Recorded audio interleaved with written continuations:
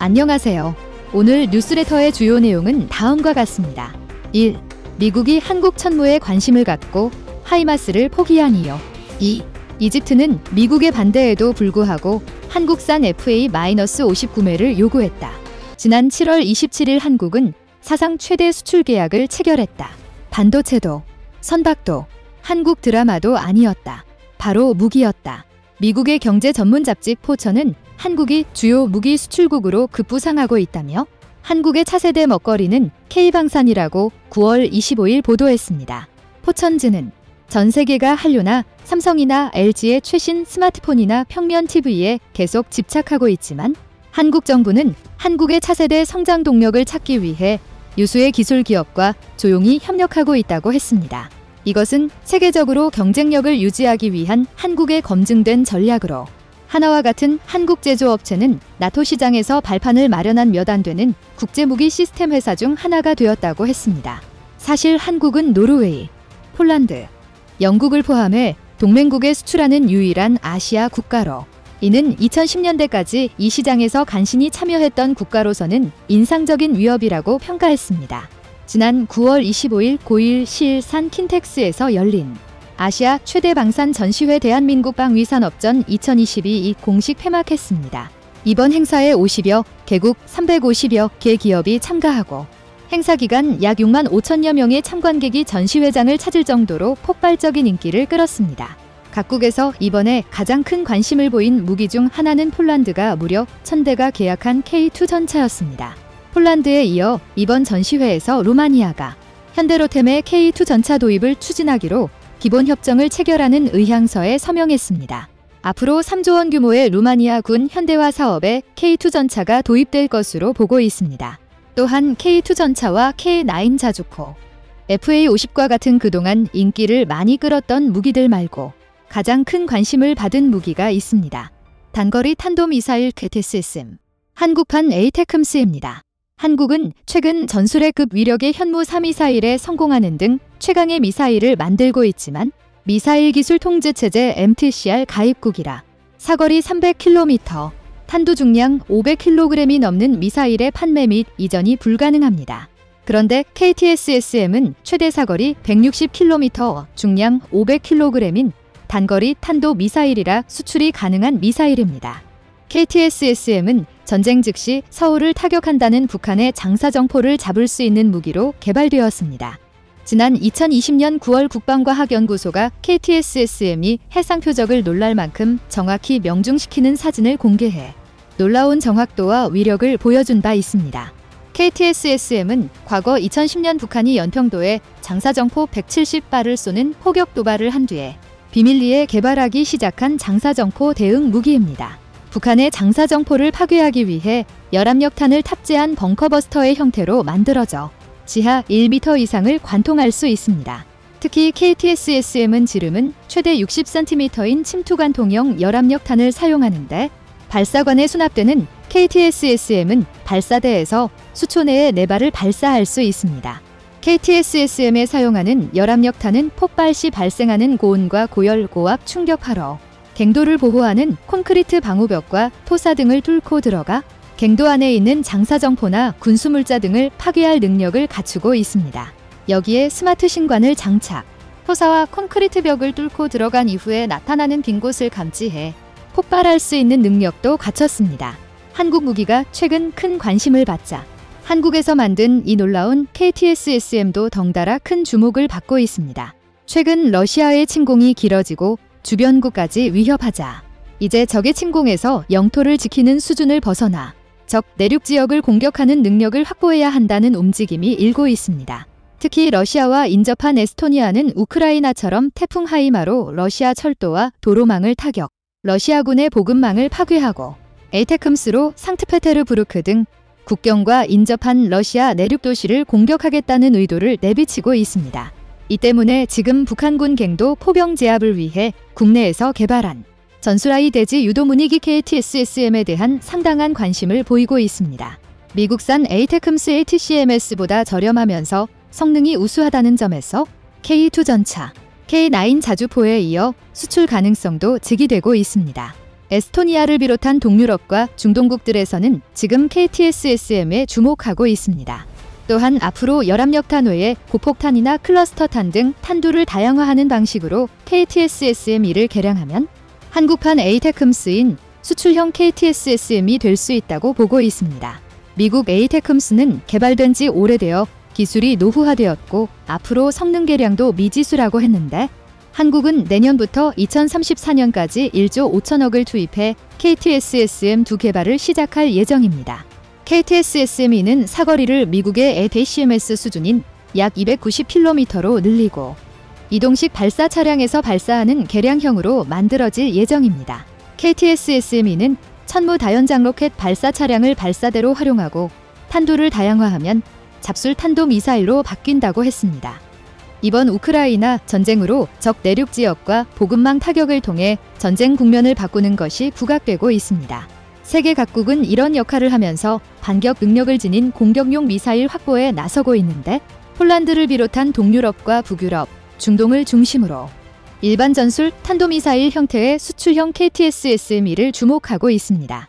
이렇게 이번 방산 전시회에서 한국은 K2 전차를 비롯해 KTSSM까지 주목받으며 포천지가 말했던 반도체, 선박, 드라마를 넘어 새로운 먹거리가 K방산이 되고 있음을 입증시켜주고 있습니다. 지금 접시 개가 대한민국의 방위산업전을 주시하고 관심을 보이고 있는데 중국은 큰 우려를 보이며 놀라운 분석을 내놓고 있습니다.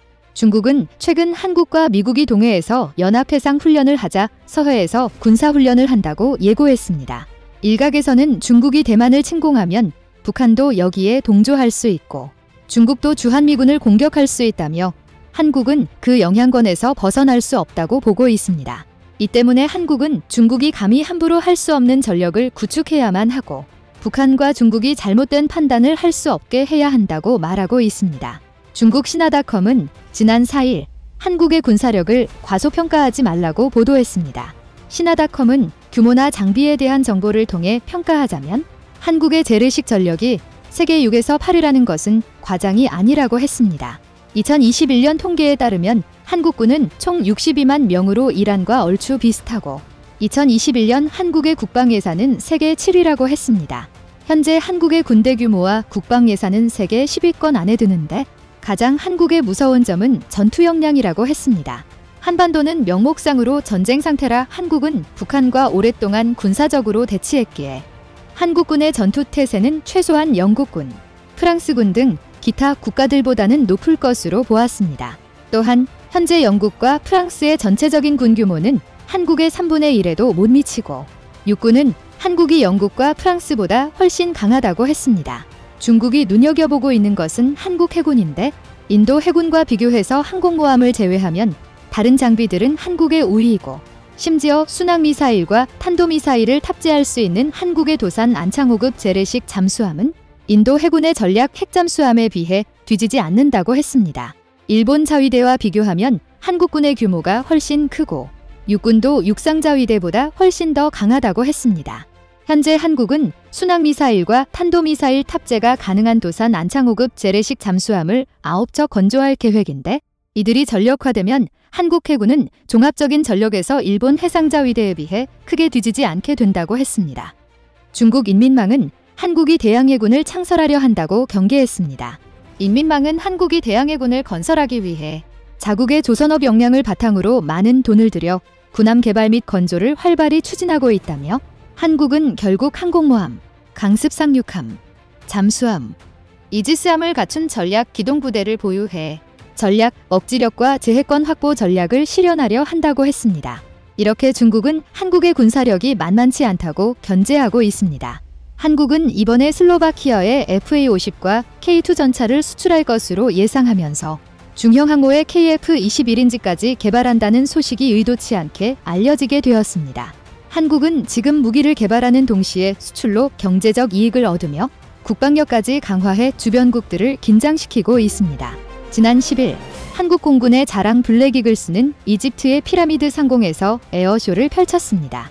이에 당시 전문가들은 타국에 한 번도 내어준 적 없는 피라미드 상공에서 한국의 에어쇼가 펼쳐졌다는 것은 이집트군이 한국의 전투기 도입을 생각하는 것 아니냐는 주장을 했는데요. 그 주장이 현실이 될지도 모르겠습니다. 일반인들에게는 잘 알려지지 않았지만 군대는 아프리카에서 가장 강한 군사력을 보유하고 있습니다. 이에 한국과 K9 자주포 200대를 현지에서 생산하기로 체결하고 K2 전차에 대한 협상도 진행하기로 한 이집트는 FA-50에도 관심을 보이는 여러 국가 중 하나로 알려졌는데요. 특히 KAI 관계자들이 이집트가 만약 FA-50을 도입한다면 그 수량이 무려 100대로 예상돼 미국에 이어 두 번째로 큰 시장으로 보고 있습니다. 이집트가 이처럼 대규모 전투기 도입을 계획하는 이유는 40대의 고급 알파 제트 훈련기, 미라지 5E 및 미라지 2000과 같은 오래된 전투기를 교체해야 하기 때문입니다. 현재 이집트는 공군의 전투 능력 갱신을 포함해 군대의 현대화에 대한 포괄적인 프로그램을 시작하고 있습니다. 이에 이집트는 몇 년 전 러시아에서 미그 29m M2를 구입했고 미국의 CH-47F 치누크, 프랑스의 라팔 등을 추가 도입했지만 먹은 것으로 알려졌습니다. 한편 원래 이집트는 러시아로부터 수-35를 도입할 것을 계획한 것으로 알려졌습니다. 그런데 왜 갑자기 한국의 FA-50을 도입하려는 것일까요? 이 원인을 알아보려면 우크라이나 사태로 촉발된 거울 대립 상황을 생각해야 합니다. 먼저 22일 러시아가 자랑하는 신형 다목적 전투기 수-35의 불안정한 위상이 우크라이나 전쟁 때문에 더 흔들릴 수 있다고 미국 언론이 보도했습니다. 이는 올 정체가 그로모프 우크라이나군 부참모장이 우크라이나군에 의해 격추된 수-35 전투기가 24대라고 주장했기 때문인데요. 또한 수-35는 우크라이나의 낡은 전투기와 지상 부대들에 일정한 피해를 주고는 있지만 상대를 압도하지는 못하고 있다는 평가도 나오는 상황입니다. 이처럼 수-35의 성능 의심과 거울 대립으로 인한 제재 압박이 심해지자 이집트는 러시아로부터 24에서 30대의 수-35를 도입하려던 계약을 취소하고 미국 F-15를 인도받기로 결정했습니다. 그런데 여기서 문제가 발생했습니다. 미국의 F-15는 비싸도 너무 비싸다는 것입니다. F-15는 한 대당 무려 5천억이 훌쩍 넘는 것으로 알려졌습니다. 정말 미국은 이것을 사라고 만든 것인지 의문마저 드는데요. 그리고 너무한 게 이렇게 비싼데도 생산 라인이 현저히 적어 구매하더라도 언제까지 기다려야 할지 예측하기조차 힘듭니다. 애초에 이집트가 미-레러 갈등 상황에서도 수-35를 구매하려던 것도 F-15의 너무 비싼 가격 때문이었습니다. 이처럼 이집트는 수-35도 F-15도 마음 편히 살 수 없는 상황이 됐습니다. 그래서 노후 전투기 교체와 전력 증강이 시급한 이집트가 눈독을 들이는 것이 한국의 FA-50입니다. 미국의 F-15가 최고의 전투기일지 몰라도 5천억을 넘는 가격인 반이면 한국의 FA-50은 대당 300에서 400억 수준입니다. 그리고 폴란드 도입부터 적용될 가능성이 큰 FA-50 블록 20이라고 해도 500에서 600억 수준으로 예상됩니다. 따라서 F-15를 일대 도입할 가격으로 FA-50 블록 20은 넉넉 잡고 7대를 도입할 수 있는 것입니다. 심지어 FA-50 블록 20에는 A사 레이더가 탑재될 예정으로 4.5세대 수준의 성능을 누릴 수도 있습니다. 솔직히 이점만 보더라도 이집트의 노후 전투기들이 2세대 전투기인 것을 봤을 때 엄청난 이득입니다. 그리고 다른 얘기이긴 하지만 이집트는 한국 방산뿐 아니라 인프라 건설에서도 한국을 신뢰하고 있는데요. 지난달 현대로템은 이집트에서 8천억 원 규모의 전동차 대량 수주를 따냈습니다. 여기서 8천억은 작년 현대로템의 전체 매출 2조 8,140억 원의 30%에 달하는 금액입니다. 그야말로 잭폿 중에서도 잭폿이죠. 여기다가 이집트는 엘가바 원전 사업도 한국에 맡겼습니다. 한수원 관계자는 계약 상대방인 러시아 측에서 막바지 내부 절차를 밟고 있다면서 큰 이변이 없으면 계약 체결식은 이달 말 진행될 것이라고 밝혔습니다. 한국이 수주하는 원전은 2차분인데 먼저 1차 건설을 수주한 기업이 러시아 기업으로 한미원전 동맹으로 수출이 어려울 것이라는 전망도 나왔었지만 미국 원전 기업들도 수주에 동참하며 한국의 수주가 성사되었습니다. 한편 이처럼 이집트가 차기 전투기로 FA-50 도입을 고심하고 있는 와중에 폴란드와의 본계약 일정이 발표됐습니다. 특히 현대로템은 이집트에서 에어쇼와 대규모 철도 수주 잭폿에 이어 곧바로 폴란드로 날아가 본계약을 체결할 예정입니다. 23일 방위사업청에 따르면 폴란드 정부와 국내 방산업체들은 오는 26일 1차 본계약 체결을 목표로 협상을 진행하고 있습니다. 방사청 관계자는 가격, 물량 등에 대한 협상이 진행 중이다라고 전했습니다. 폴란드 정부는 지난달 27일 FA-50 경공격기 개량형 48대, K2 전차 980대, K9 자주포 648대 구매에 대한 총괄합 의서를 체결했다고 밝혔는데요. 수조원대로 추산되는 1차 본계약에는 K2 180여 대, K9 200여 문의 수출이 우선 확정될 것으로 알려졌습니다. FA-50의 인도는 내년이기 때문에 계약 진행에 시간적 여유가 있는 것으로 전해졌습니다. 이처럼 한국 방산은 전례 없는 성장의 날개를 달았습니다. 그런데 한국 방산 수출이 날아오르자 뜬금없이 일본에서 질투하기 시작하고 있습니다. 물론 전차 하나 못 만들어 수입하던 나라가 세계에서 손꼽히는 방산 수출국이 됐으니 그럴 만도 합니다. 실제 한국의 방산 시장 성장은 그야말로 눈이 부신데요. 1975년 미국의 도움으로 탄약 수출을 시작으로 1990년대에 들어서야 장갑차 등으로 품목이 바뀌었고 2008년 수출 10억 달러를 찍은 뒤 한국 방산은 쾌속 성장을 했습니다. 그 후 현재 2022년에는 올해 7월까지의 한국 방산 수출 규모는 이미 25조 원 190억 달러를 넘어섰습니다. 지난해 수출액인 72억 달러도 그 이전 역대 최대액인 2014년 35억 달러보다 2배 이상 증가한 것인데 이보다도 3배 가까이 늘어난 것입니다. 일본은 전후 평화주의를 세계에 각인시키기 위해 1967년 방산 수출을 사실상 금지하는 무기 수출 3원칙을 공식화했습니다. 그러다 국제정세 다변화로 2014년 당시 47년 만에 법을 개정하며 방사 수출의 시작을 알렸습니다. 하지만 개정한 지 8년이 지난 지금 2020년 미쓰비시 전기가 필리핀에 감시 레이더를 수출하기로 했던 단 한 건에 그치는 처참한 상황을 맞았습니다. 결국 무기를 수출하지 못했던 이유가 법 때문이 아니라 기술력이 부족해서였던 것입니다. 현재 일본 방산 기업들은 수출 계약 달성에 실패를 거듭하고 있습니다. 호주와는 소로급 잠수함, 영국과는 P1 초계기 수출 계약이 무의로 돌아갔으며 호주와의 협상에서는 당초 자위대가 기술 해외 이전에 난색을 보인 데다 기업도 수출 투자에 소극적이었습니다. 인도와는 군한 비행정 US 2계약 성공에 근접했지만 일본 측이 현지 생산 조건을 받아들이지 못하면서 결국 협상이 결렬됐죠. 이에 일본 방위산업은 최근 기업들의 사업 철수가 잇따르고 산업 기반이 약화하고 있다고 우려하고 있습니다. 외신들은 일본 방산 시장이 부진한 이유로 판매처가 방위성과 자위대만으로 특정되는 특수한 시장 구조 때문이라고 주장했는데요. 무기 수출 3원칙을 개정해 수출이 가능하다고는 하지만 여전히 폐쇄적이라는 것입니다.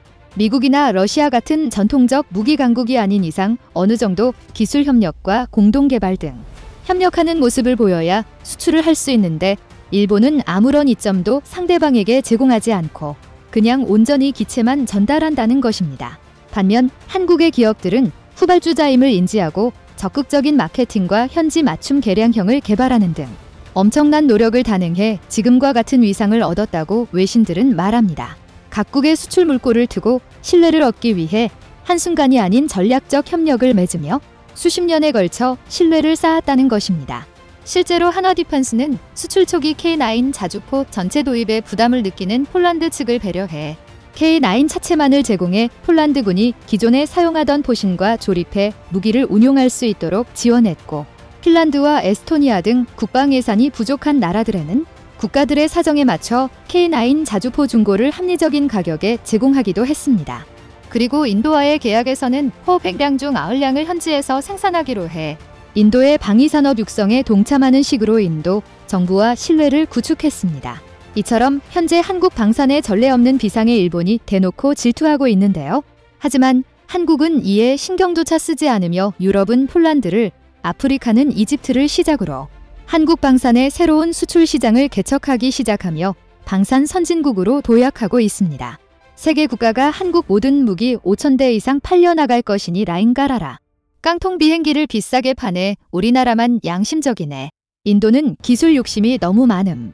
브록 20도 깡통 전투기가 600억이고 부품 미사일 하면 F-15만큼은 아니지만 1,000억 가까이 됨. 깡통 비행기를 비싸게 파네. 우리나라만 양심적이네. 남미 교두보도 필요하겠네요. 남미 교두보는 제일 의리 있는 국가가 되길 바랍니다.